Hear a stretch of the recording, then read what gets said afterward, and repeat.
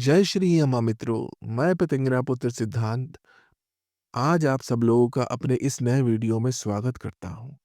आज मैं आप सब लोगों को श्री पितिंगरा जी के यंत्र की जागरण विधि एवं आवरण पूजा के बारे में बतलाऊंगा। श्री पितिंगरा जी को हम किस प्रकार आवरण पूजा दे सकते हैं और उनके यंत्र को किस प्रकार जागृत कर सकते हैं, इसके बारे में मैं आपको जानकारी प्रदान करूंगा। देखिए, आवरण पूजा बहुत ही महत्वपूर्ण स्टेप है पितिंगरा जी की साधना का। बिना आवरण पूजा के हम अगर पितिंगरा जी की साधना करते हैं तो हमें वो लाभ प्राप्त नहीं होगा। अगर हम सभी जो पितिंगरा जी के जो सभी देवी देवताएं हैं जो इनके साथ में रहते हैं, अगर हम पूजें और उनके यंत्र को हम अगर अच्छे से देखें तो उसमें हमें सब प्राप्त हो जाएगा। हमें मालूम हो जाएगा कि किस किस स्थान पे कौन कौन से देव विराजमान हैं, किस किस दिशा में। इन सभी देवी देवताओं का हम स्मरण करेंगे, इनका तर्पण करेंगे, इनको हम पूजेंगे और यंत्र को जागृत करेंगे और फिर हम आवरण पूजा प्रदान करेंगे, जिससे हमारी साधना अत्यंत बलशाली होगी और हमारे मंत्र जाप में अधिक तेज उत्पन्न होगा और हमारी साधना सफल होगी। मैं अपने गुरु श्री सिद्ध औगणनाथ जी के चरणों को नमन करता हूँ और आज का टॉपिक श्री पितिंगरा देवी यंत्र आवरण पूजा को शुरू करता हूँ। सभी तंत्र साधनाओं में यंत्र मंडल के माध्यम से देवता की पूजा शामिल होती है। यंत्र पवित्र ज्यामितीय आरेख होते हैं जिन्हें जप साधना देवता का प्रतिनिधित्व करने वाला माना जाता है, जो बिल्कुल मध्य में स्थित होते हैं और अन्य देवताओं से आच्छादित होते हैं। आवरण के देवता आम तौर पर प्रतिच्छेदित ज्यामितीय आकृतियों के कोनों या केंद्रों पर होते हैं। पीठ और आवरण पूजा मंत्र जप के दौरान ध्यान श्लोक के बाद की जाती है। ये पूजाएं श्री पितिंगरा देवी के यंत्र की पूजा के लिए होती हैं, ताकि मंत्र जप और साधना पर उनकी कृपा बनी रहे।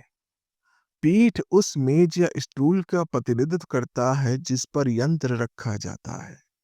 आमतौर पर यंत्र को लाल या पीले कपड़े पर रखा जाता है।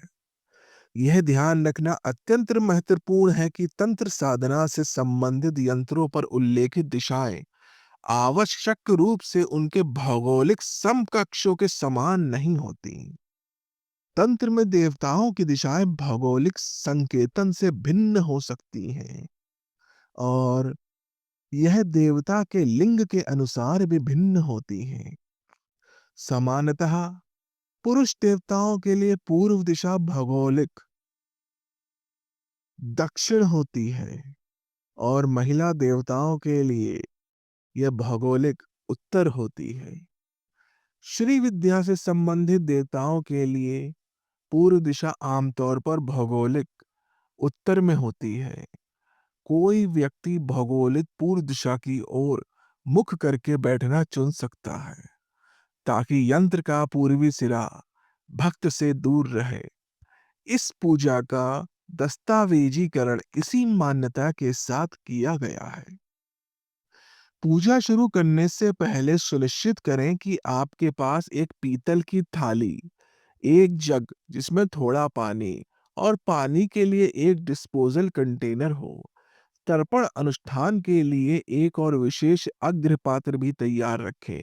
कुछ लाल फूलों की पंखुड़ियां, कुमकुम, घी, एक साफ कपड़ा और कुछ अक्षत भी तैयार रखें।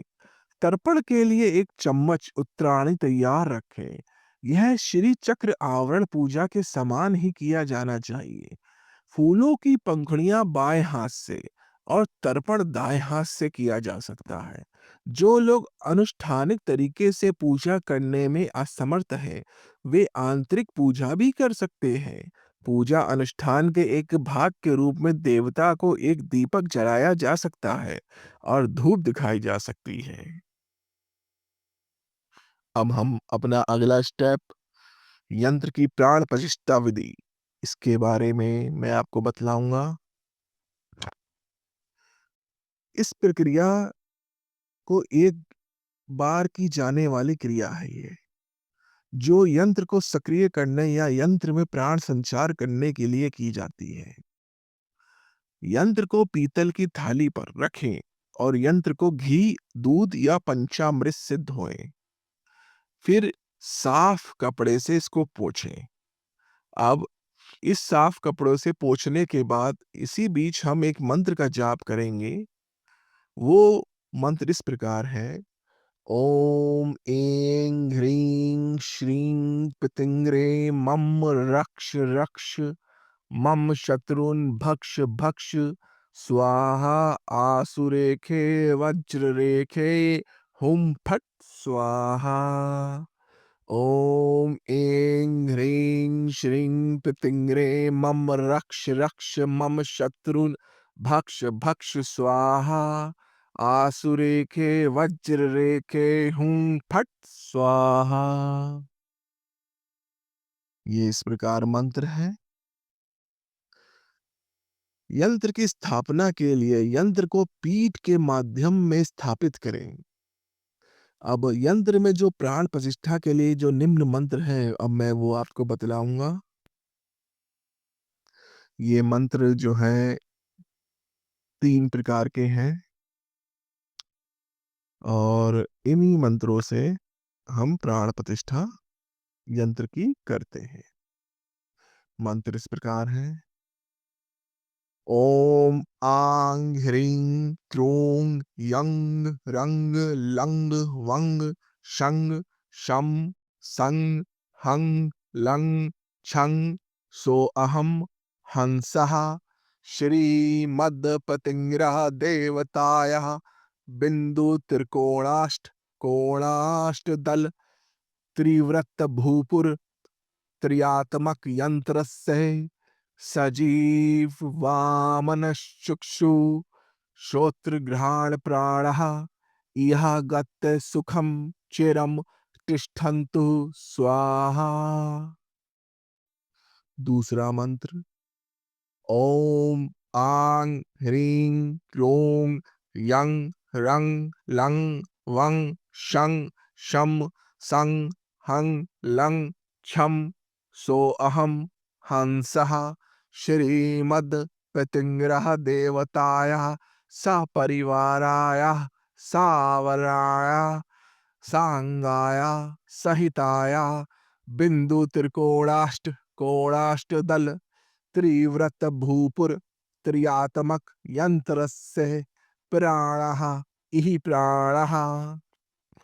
अब तृतीय मंत्र: ओम आं ह्रीं क्रों यं रं लं वं शं सं शं सहं लं छं सो अहम हंसः श्रीमद्बतिंग्रा देवताय सपरिवाराय सावराय सांगाय सहिताय बिंदु त्रिकोणाष्ट कोणाष्ट दल त्रिव्रत भूपुर त्रियात्मक यंत्रस्य जीवः इहि स्थितः।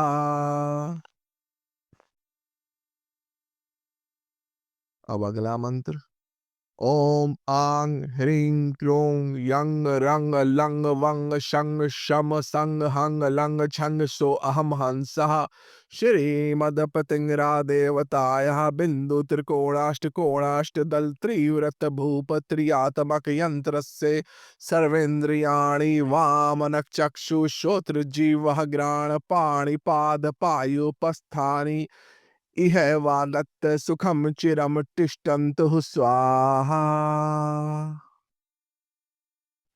अब इसके बाद हम माता श्री के ध्यान श्लोक को पढ़ेंगे। ध्यान श्लोक इस प्रकार है: ॐ रक्ताब्धिपोतारुणपदं संस्थां पाशाङ्कुशेषु बाणान् शूलं कपालं ददन्तं करावजः रक्तां त्रिनेत्रां प्रणमामि देवीं पाशाश्रापासरक्कपाले ऋषि पुच्छलं हस्ते बिभ्रतिं रक्तवर्णां रक्तोदन्तपोतर रक्ताम्बुज स्थाम देवी ध्यायेत प्राणशक्तिं त्रिनेत्राम्